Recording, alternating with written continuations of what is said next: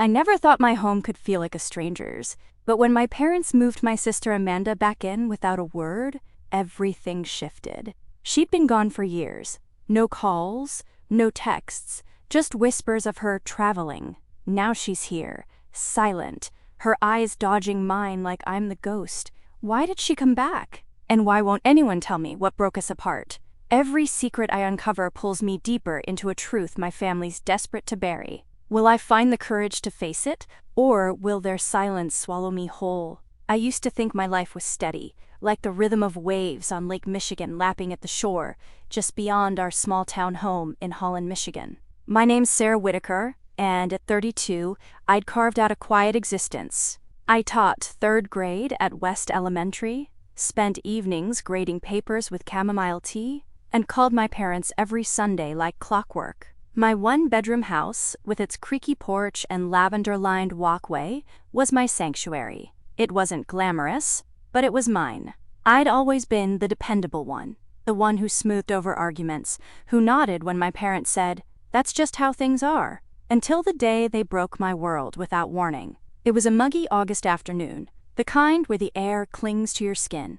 I came home from school, my arms full of student artwork, expecting the usual quiet. Instead, I found my parents' old station wagon in my driveway. Mom and Dad stood on my porch, their faces tight, and beside them was Amanda, my older sister, who I hadn't seen in 6 years. Her auburn hair was shorter, her frame thinner, but it was her eyes that stopped me cold. They were hollow, like she'd left half herself somewhere else. "Sarah, honey," Mom said, her voice too bright, "Amanda's staying with you for a while. She needs this."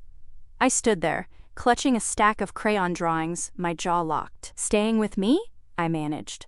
"What's going on?" Dad adjusted his glasses, avoiding my gaze. "It's temporary. She just needs a place." Amanda didn't look at me. She stared at the lavender bushes, her duffel bag slung over one shoulder, her lips pressed into a thin line. I waited for her to say something, anything, but she just stepped past me into my house like she belonged there. I followed them inside, my heart thudding. My living room, with its cozy throw blankets and bookshelves, felt suddenly foreign. Mom bustled about, setting Amanda's bag by the couch, while Dad mumbled about getting her settled. I pulled Mom into the kitchen, my voice low. "Why didn't you ask me? This is my house." "She's your sister," Mom said, her eyes pleading. "She's been through a lot. We'll explain later." "Later?" I hissed. "She hasn't spoken to me in years, and now she's moving in?" Dad joined us, his voice firm. "Sarah, this isn't the time. Just help her." They left before I could argue, their car disappearing down the street. Amanda sat on my couch, staring at her hands. I tried to catch her eye, to find the sister who used to braid my hair and sneak me cookies. "Amanda," I said softly, "where have you been?" She didn't answer. She just stood, grabbed her bag, and shut herself in my guest room. That night, I lay awake, the hum of cicadas outside my window doing nothing to calm me. Amanda was back, but why? She'd left at 25, chasing some dreams she never shared. I'd heard vague stories, traveling, working odd jobs, but they never added up. My parents' secrecy stung, but Amanda's silence cut deeper. I wanted answers. I wanted to know why my family was hiding something, why they thought I'd just accept this. I wasn't the bold one. That was always Amanda. Fierce, unafraid, the one who'd stand up to anyone. I was the peacemaker, the one who let things slide. But as I stared at the ceiling, a spark flared inside me. I deserved the truth, and I was going to find it, no matter how hard they tried to keep it buried. The next morning, I woke to the smell of coffee, half hoping Amanda would be in my kitchen, ready to talk. But my small house in Holland, Michigan, was silent. Her door was still shut, and the guest room felt like a vault. I stood there, my bare feet cold on the hardwood, wondering if I should knock. I didn't. Instead, I brewed my own coffee and sat at the table, staring at the lavender fields through my window, their purple haze mocking my unease. Teaching that day was a blur. My third graders' chatter about summer lingered in my ears. But my mind was on Amanda. 6 years of absence. And now she was a ghost in my home. I kept replaying Mom's words. She needs this, and Dad's dodge. It's temporary. What weren't they telling me? When I got home, Amanda's door was cracked open. I peeked inside, my heart racing. She wasn't there, but her duffel bag sat unzipped on the floor, spilling clothes and a worn notebook. I hesitated, my fingers itching to look closer. I'm not a snoop, never was, but the silence was suffocating. I stepped back, shutting the door softly. That evening I made pasta, hoping the clatter of pots would draw her out. She appeared, her auburn hair tied back, and slid into a chair without a word. I set a plate in front of her, my voice too cheerful. It's just marinara, nothing fancy. You still like pasta, right? She nodded, barely touching her food. I tried again. Amanda, where were you all this time? Mom said traveling, but her fork paused, her eyes fixed on her plate. Doesn't matter, she mumbled, her voice low, like she hadn't used it in years. It matters to me, I said, softer than I meant. You're my sister. She stood abruptly, her chair scraping the floor, and disappeared into her room. The slam of her door echoed in my chest. Later, washing dishes, I couldn't shake the image of that notebook. I dried my hands and, before I could talk myself out of it, slipped into her room. The notebook lay open on the bed, pages filled with tight, frantic handwriting. I caught fragments. I tried to tell her, and they wouldn't listen, before guilt slammed into me. I closed it, my hands shaking, and left. The next day, I called Mom. What happened to Amanda? I asked, pacing my porch. She's not herself. She's been through a lot, Mom said, her voice tight. Just give her time, Sarah. Time for what? You didn't even ask if she could stay here. A long pause. We thought you'd understand. You always do. I hung up, my throat burning. Understand what? That night, I found a receipt in Amanda's jacket pocket, crumpled and faded, from a pharmacy in Chicago dated 3 years ago. It listed a medication I didn't recognize. I Googled it, my stomach twisting. Antipsychotics. Had Amanda been in crisis? Why hadn't anyone told me? I sat on my couch, the weight of it all pressing down. My family was hiding something big, and Amanda's silence was the loudest clue. I wasn't sure what I'd uncover, but I knew I couldn't stay the quiet enabler anymore. I had to dig deeper, even if it scared me.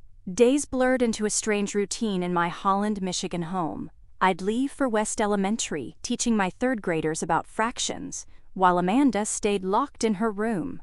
Her presence was a shadow, heavy and wordless. I'd come home to find dishes in the sink or a half-empty coffee mug, proof she existed, but she dodged me like I was a stranger. I wanted to scream, to shake her until she told me why she'd vanished, why she was back, but I didn't. I was still Sarah Whitaker, the one who kept the peace even when it tore me apart. One evening, I was reorganizing my cluttered hall closet, desperate for a distraction. My fingers brushed a dusty shoebox tucked behind old coats. Curious, I pulled it out, expecting forgotten holiday cards. Instead, I found a stack of letters, yellowed and tied with twine. My name was scrawled on each envelope in Amanda's sharp, slanted handwriting. My breath caught. These were from her, addressed to me. I sank to the floor, the wood creaking under me, and untied the bundle. The first letter was dated 5 years ago. Sarah, it began, I don't know if you'll ever read this. I'm in a place I can't explain. I miss you. My eyes stung as I read on. She wrote about feeling lost, about voices in her head, about begging Mom and Dad to let her contact me. They'd refused, saying I was better off, not knowing. Each letter was a cry for help, raw and desperate, sent to a hospital in Chicago. None had been mailed. I clutched the letters, my heart pounding. Amanda had reached out, and I'd never known. Why had my parents hidden this? I thought back to their vague stories about her traveling, how they'd changed the subject when I asked. The betrayal burned, sharp and hot. The next morning, I found Amanda in the kitchen, scribbling in that worn notebook I'd glimpsed before. She froze when she saw me, slamming it shut. "Morning," I said, trying to sound normal, but my voice cracked. I wanted to ask about the letters, to demand why she'd stopped writing, but her guarded eyes stopped me. Instead, I said, "I'm making oatmeal. Want some?" She shook her head and retreated to her room. The door clicked shut, and I stood there, the weight of those letters heavy in my mind. I couldn't confront her yet. She was too fragile, too closed off, but I needed answers. I spent the day distracted, my students' laughter barely reaching me. That night, I lay awake, the lavender scent from my garden drifting through the window. The letters had cracked open a truth I couldn't ignore. Amanda hadn't abandoned me willingly. My parents had built a wall between us, and I needed to know why. I wasn't sure how to face them, but the spark of anger inside me was growing. I'd always been the one to nod and move on, but not this time. Those letters were proof I deserved more than silence. The letters haunted me. Every night in my Holland, Michigan home, I'd sit on my creaky porch, the lavender fields glowing under the moon, rereading Amanda's words. "Sarah, I'm scared I'm losing myself," one said. "They won't let me call you." My parents had shut her out, claiming it was for my sake. The thought made my stomach churn. I'd spent years thinking Amanda had chosen to vanish, but she'd been reaching for me, and I'd never known. At school, I was a mess. My third graders noticed, one asking, "Miss Whitaker, why do you look sad?" I forced a smile, but the weight of those letters clung to me. Amanda, meanwhile, stayed locked in her room, her notebook, her only companion. I'd hear her scribbling late at night, the sound like a heartbeat through the walls. I wanted to ask about it, but her silence was a wall I couldn't climb. One morning, I found her notebook left open on the kitchen table. My hands shook as I glanced at it, expecting more of her frantic scrawl. Instead, I saw a sketch, a rough drawing of our old treehouse, the one we'd built with Dad in our backyard. Below it, she'd written, "Sarah used to hide my dolls here." A memory hit me, us giggling, stuffing her Barbie in a shoebox under the floorboards. It was the first sign she remembered us, the sisters we used to be. I didn't touch the notebook, but hope flickered inside me. Maybe Amanda wasn't as far gone as she seemed. That evening, I knocked on her door, my heart pounding. "Amanda, can we talk?" She opened the door, her eyes wary but softer than before. "About what?" "The treehouse," I said, taking a chance. "You drew it. I miss those days." Her lips twitched, almost a smile. "You were terrible at keeping secrets. Always told Mom where my dolls were." I laughed, the sound startling us both. For a moment, we weren't strangers. "I found your letters," I blurted, unable to stop. "The ones you wrote me. Why didn't you send them?" Her face closed off, but not completely. "They wouldn't let me," she said quietly. "Mom and Dad said you didn't need to know. They thought I'd ruin your life." "Ruin it?" I stepped closer, my voice shaking. "You're my sister. I needed you." She looked away, her fingers twisting the hem of her shirt. "I didn't know if you'd believe me, or if you'd hate me." "I don't hate you," I said, tears pricking my eyes. "I just want the truth." She nodded, barely, and shut the door again. But it felt different this time, like a crack in the wall between us. The letters had shown me Amanda hadn't abandoned me. She'd been trapped, silenced by our parents' shame. That knowledge lit a fire in me. I wasn't just the quiet enabler anymore. I was starting to see the shape of their lies, and I was done accepting them. The air in my Holland, Michigan home felt heavier each day, like the lavender scent outside my window was turning sour. Amanda's sketch of our old treehouse and her quiet admission that our parents had stopped her from reaching me kept me up at night. I'd always been the one to smooth things over, to nod when Mom and Dad said, "Everything's fine," but the letters I'd found, Amanda's desperate words trapped on paper, made that impossible. They'd lied to me, and I needed to know why. I called Mom on a chilly Saturday morning, my hands trembling as I gripped the phone. "We need to talk," I said, my voice steadier than I felt. "About Amanda. All of it." "Sarah, honey, now's not—" "No!" I cut her off. "I'm coming over." Their house, a tidy brick ranch 10 minutes away, felt like a stranger's when I arrived. Mom fussed with tea, her hands fluttering, while Dad sat at the kitchen table, his glasses fogging from the steam. I didn't sit. I stood, clutching the bundle of Amanda's letters like a shield. "Why didn't you tell me?" I asked, laying the letters on the table. She was begging to talk to me, and you hid it. Mom's face crumpled, her hands covering her mouth. Dad looked away, his jaw tight. "We were protecting you," he said finally. "Amanda, she had a breakdown. A bad one." "A breakdown?" My voice rose. "Where? When?" Mom's eyes filled with tears. 6 years ago, in Chicago. She was hearing things, Sarah. We had to commit her. The doctors said it was best if she didn't contact anyone for a while. "Best for who?" I snapped. "You told everyone she was traveling. You lied to me. We were ashamed, Dad admitted, his voice breaking. We didn't want the town talking. You know how people are here. I stared at them, my parents. Ellen and George Whitaker, the ones I'd trusted to always do right. They looked small, hunched over their tea. You let me think she abandoned me, I said, tears burning my eyes. You let her think I didn't care. We thought we were doing right, Mom whispered. For both of you. I left without another word, the letters tucked under my arm. Driving home, my hands shook on the wheel. They'd locked Amanda away, silenced her, and built a lie to save face. I thought of her in my guest room, scribbling in her notebook, barely speaking. Was she still afraid I'd hate her? When I got home, Amanda was on the couch, her eyes red. You went to Mom and Dad's, she said, not a question. I nodded, sitting beside her. They told me about Chicago, the hospital. She flinched, but didn't pull away. Did they tell you they picked me up 2 months ago? Said I could come back if I kept quiet? My heart sank. They'd brought her here, to my house, without a word, expecting us both to play along. I reached for her hand, and for the first time she didn't pull back. I'm not letting them silence us anymore, I said.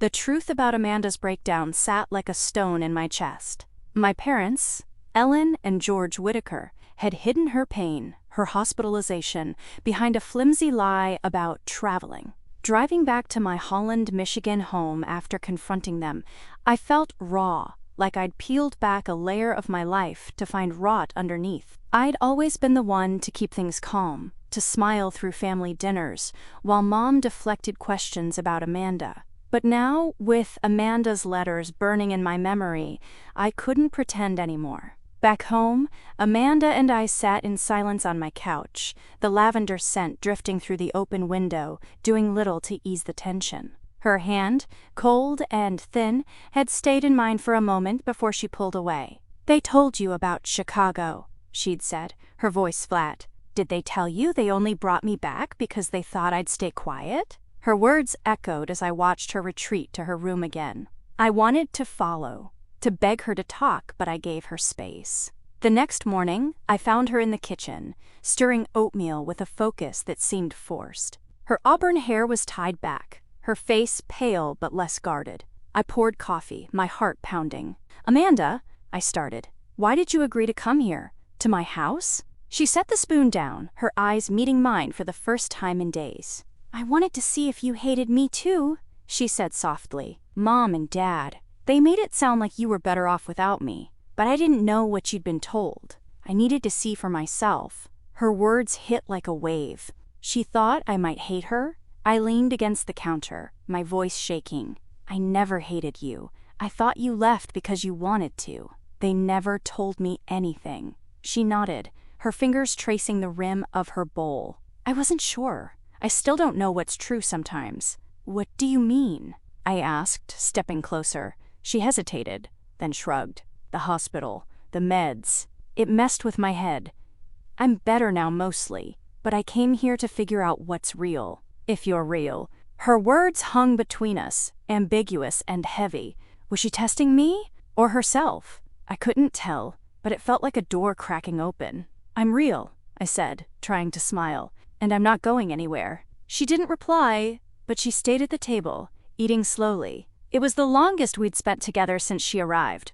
Over the next few days, we fell into a fragile rhythm. She'd join me for coffee, answer in short sentences, even laugh once when I spilled sugar on the floor, but her notebook stayed close, her scribbling louder at night. I wondered what she was writing. More letters? Her truth? At school, my third grader's energy kept me grounded, but my mind wandered. Amanda's return wasn't just about her past.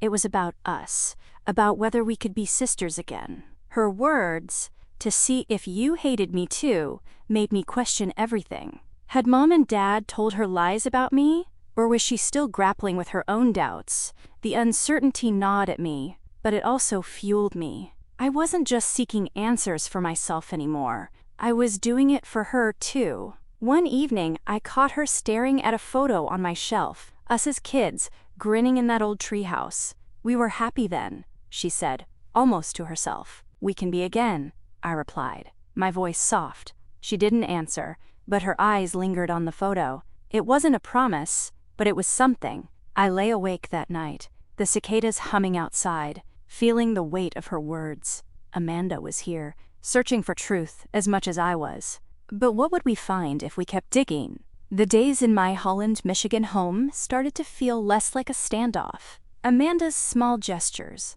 sharing coffee, lingering at the table, were like breadcrumbs leading me toward the sister I'd lost. Her words, "to see if you hated me too," replayed in my mind, a reminder that she was as lost in this as I was. I'd always been Sarah Whitaker, the quiet one who kept the peace, but now I was something else, a truth seeker, piecing together a puzzle my parents had tried to hide. Amanda was opening up, bit by bit. One morning, she joined me on the porch, the lavender fields stretching golden under the sunrise. She clutched her notebook, its pages worn from her constant writing. "What do you write in there?" I asked, keeping my tone light, like I was asking about the weather. "Everything," she said, her voice soft. "What I remember, what I don't." I wanted to press, but her eyes flicked to the horizon, and I let it go. Instead, we talked about small things. Her favorite coffee, the kids I taught at West Elementary. She even smiled when I told her about a student who'd drawn me as a superhero. "You always were good with kids," she said, and the warmth in her voice caught me off guard. But the shadow of our parents, Ellen and George Whitaker, loomed large. Their lie about Amanda's travels, their shame over her breakdown, still burned in me. I'd confronted them, but their tearful excuses hadn't healed the wound. Now they were calling daily, leaving voicemails about checking in. I ignored them. Amanda noticed, but didn't ask why. One evening, Mom showed up unannounced, her face tight with worry. "We need to talk about the family reunion," she said, stepping inside. "It's next weekend at Aunt Clara's.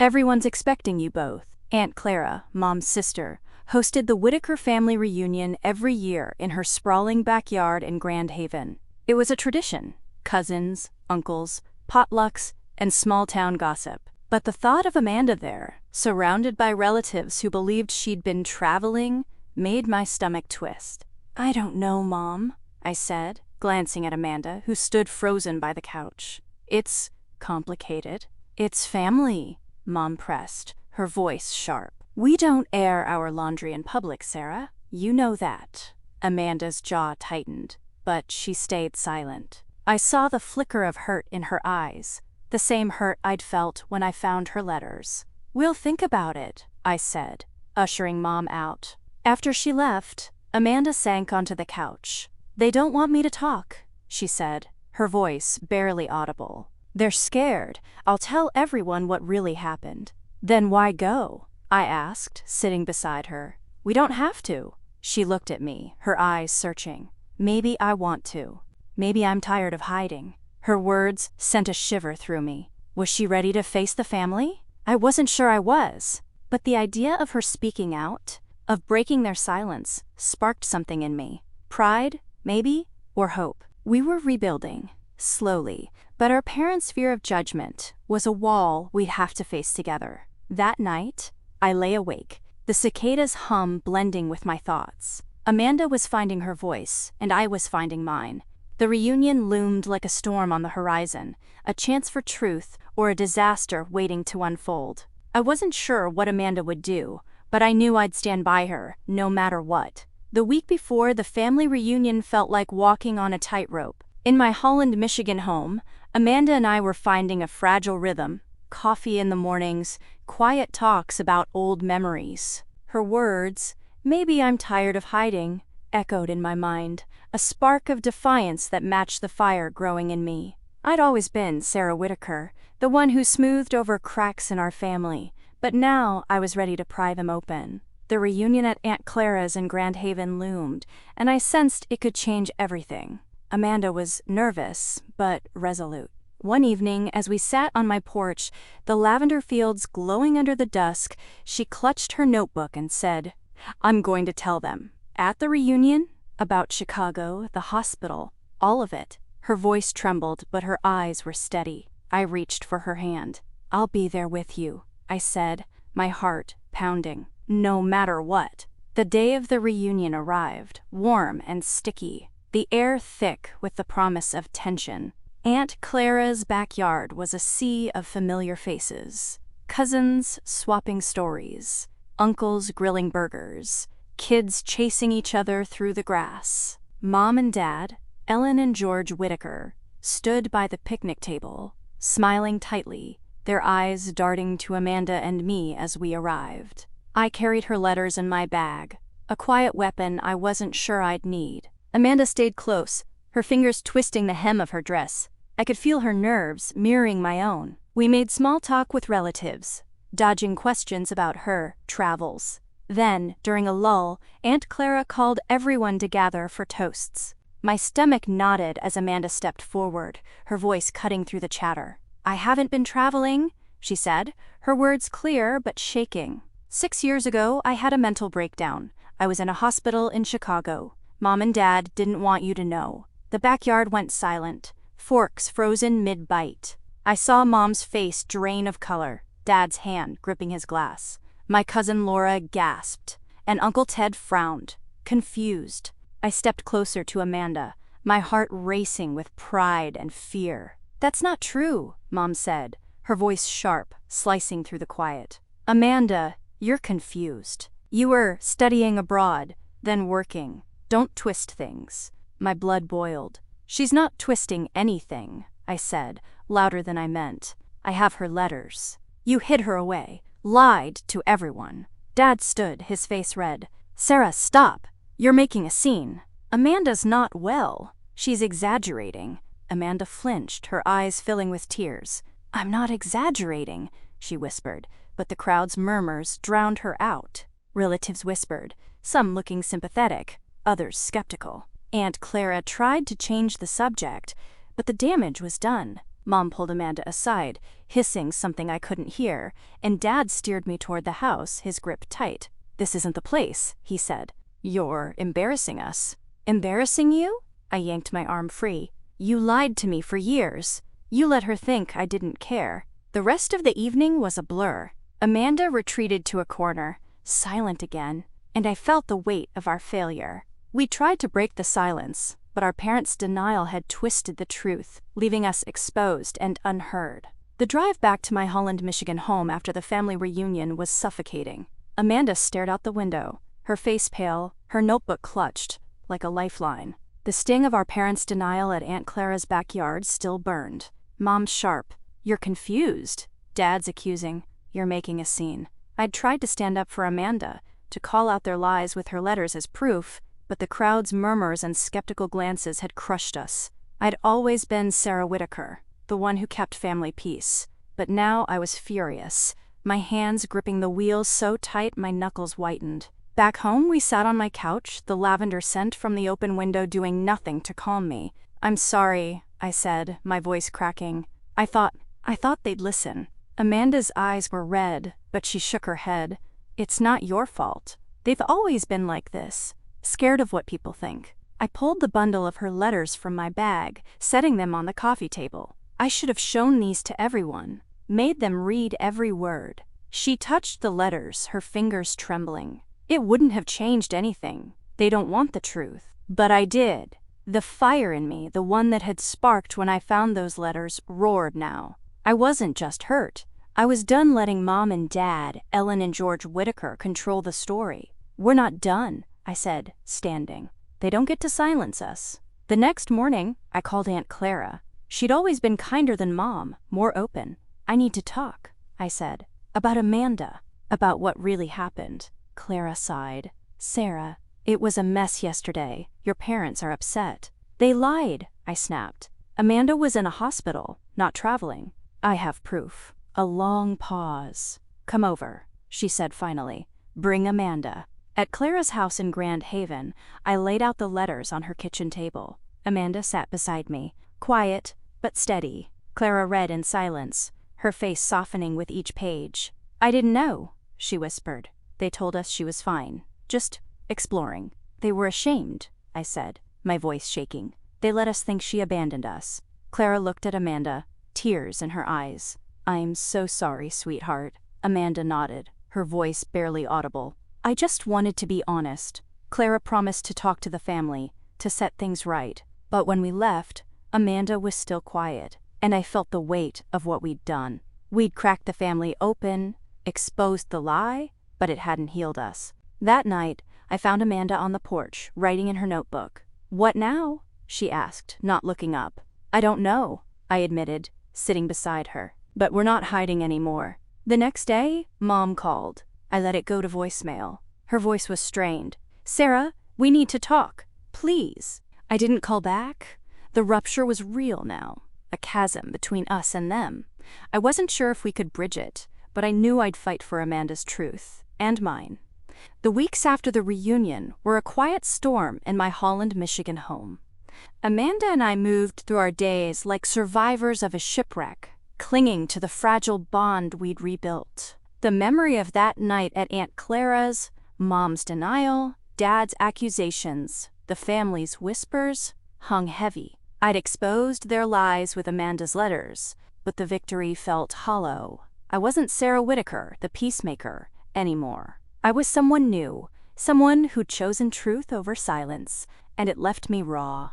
Amanda was writing more, her notebook always close. Sometimes she'd share a memory, us sneaking ice cream as kids, laughing until we cried. But she was still guarded, her eyes scanning mine like she was waiting for me to turn away. I didn't. I couldn't. Her truth, her pain, was mine now too. Our parents, Ellen and George Whitaker, had gone silent. No calls, no visits. I'd ignored Mom's last voicemail, her voice tight with desperation. Part of me wanted to reach out, to fix things like I always had, but the fire in me wouldn't let me. They'd hidden Amanda's breakdown, lied to everyone, and let us both believe we'd lost each other. That wasn't something I could just forgive. One rainy afternoon, a letter arrived, slipped under my door. No stamp, just my name in Mom's careful handwriting. I hesitated, my heart pounding, then opened it. Her words spilled out, raw and unsteady. "Sarah, Amanda, I've failed you both. We thought we were protecting you, keeping things quiet, but we were wrong. I see that now. I'm so sorry for the pain we caused. I'd like us to try family therapy, to rebuild. I don't expect forgiveness, but I'm asking for a chance." I read it twice, my hands shaking. Amanda found me on the couch, the letter open beside me. She picked it up, her face unreadable as she scanned it. "What do you think?" I asked, my voice barely above a whisper. She sat, her fingers tracing the paper's edge. "It's something," she said, "but it's late." "Yeah," I agreed, my throat tight. "But it's a start." We didn't call Mom right away. Instead, we talked, really talked, for the first time in years. Amanda told me about the hospital, the fog of meds, the loneliness. I told her about the years I'd spent wondering where she was, thinking she didn't want me. We cried, laughed, and sat in silence, the lavender scent from my garden, mixing with the rain outside. The next day, I called Aunt Clara. She'd been talking to the family, spreading the truth about Amanda's past. Some cousins had reached out, offering support. It wasn't perfect, but it was a shift.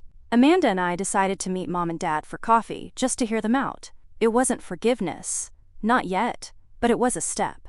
I felt stronger, like the truth had carved out space for me to breathe. As we drove to the cafe, Amanda smiled faintly. "You're different now," she said. "Braver." I laughed, a little shaky. "You're not so bad yourself." The coffee meeting with Mom and Dad was a quiet affair, the kind where every word felt like a step on thin ice. In that small Holland, Michigan cafe with its lavender-scented candles flickering, Amanda and I sat across from Ellen and George Whitaker, our parents, but also strangers who'd built a wall of lies. Mom's apology letter had opened a door, but I wasn't sure we could walk through it. I'd changed, no longer the Sarah Whitaker who smoothed over pain. I was a truth seeker now, and Amanda was my anchor. Mom's eyes were red, her hands twisting a napkin. "We're starting therapy," she said softly. "We want to understand what we did wrong." Dad nodded, his usual sternness softened by guilt. Amanda stayed quiet, her notebook on the table like a shield. but she didn't flinch when I squeezed her hand. "I'm moving out," Amanda said suddenly, her voice steady. "I found a place in Grand Haven. I need to start over." Mom's face fell, but she nodded. "We'll help," she said, and for the first time, I believed her. The next week was a blur of packing. Amanda's new apartment was small but bright, overlooking Lake Michigan's waves. I helped her carry boxes, hang curtains, and set up a desk for her notebook. As we worked, she told me more. How she'd started writing again, not just memories but stories, a way to reclaim herself. "You gave me that," she said, her eyes meeting mine. "You didn't let them silence me." I blinked back tears. "You did that yourself," I said. "I just stood with you." The real twist came later, when we unpacked her last box. Tucked inside was a letter, not in her handwriting but Dad's, dated a year after her breakdown. It was addressed to me, confessing everything. The hospital, their shame, their fear I'd hate them. "We thought you'd be better off not knowing," he'd written, "but I see now we stole your sister from you." I sat on her floor, stunned. "They wrote to me," I whispered, "and never sent it." Amanda read it, her face unreadable. "They were cowards," she said finally, "but they're trying now." That night, back in my quiet home, I realized the truth was worth every fight. Amanda wasn't just my sister again. She was my strength. Our parents were rebuilding trust, step by step, but the real victory was ours. We'd faced the silence, the lies, and come out whole. I wasn't the enabler anymore. I was someone who could stand up, speak out, and heal. Amanda's first night in her apartment, we sat on her balcony, the lake's waves crashing below. "We're okay," she said, almost to herself. "Yeah," I smiled. "We are." The truth hadn't just set us free, it had made us unstoppable. I knew now that no matter how deep the silence ran, I'd always find my voice. And so would Amanda. What's a truth you've fought for that changed everything? Share in the comments. I want to hear your stories. This journey's over, but it's left me stronger. Hit that like button if you felt it too, and let's keep talking about what matters.